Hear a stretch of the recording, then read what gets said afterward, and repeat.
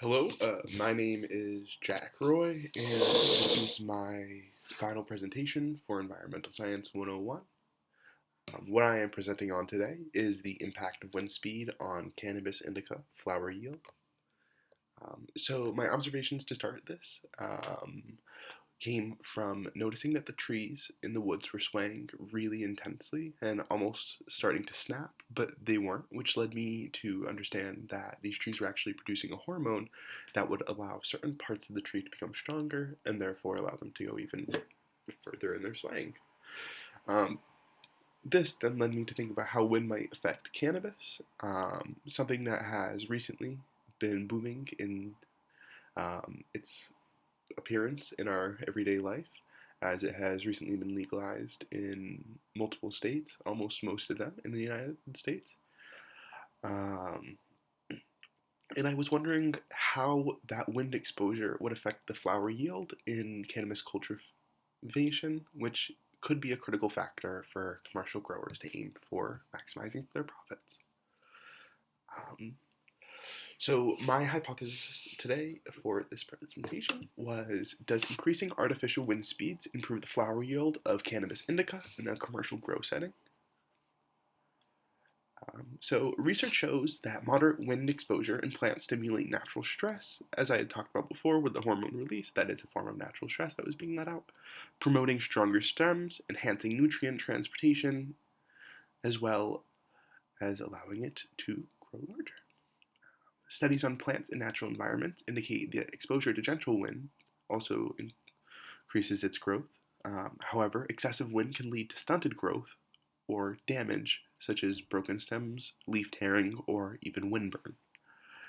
Um, Despite anecdotal evidence from cannabis growers suggesting that controlled airflow improves yield, there's limited scientific research in validating these claims.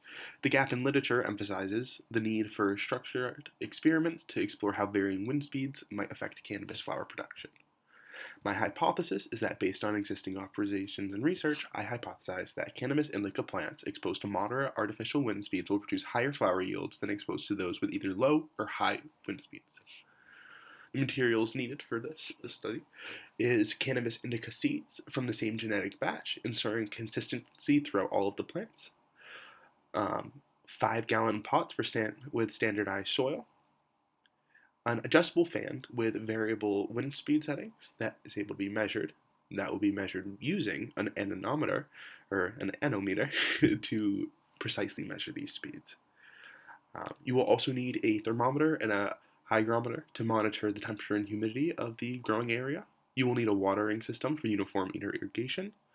You will also need plant supports and reflective mylar sheeting for optimal growing conditions, as well as precise scales for measuring your flower yield at the end.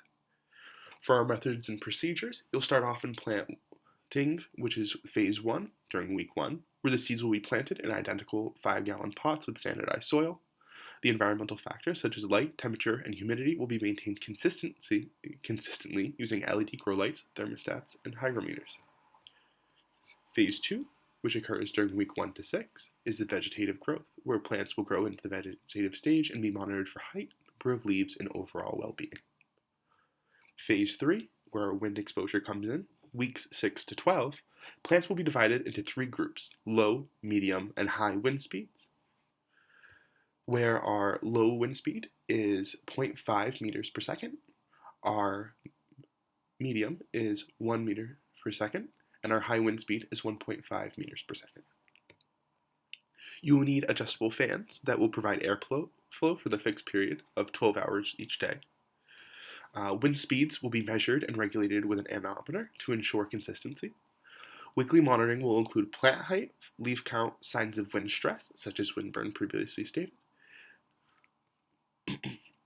During phase 4, after subjecting our plants to this wind stress, we will enter the flowering and harvest week time, which goes from week 7 to week 12.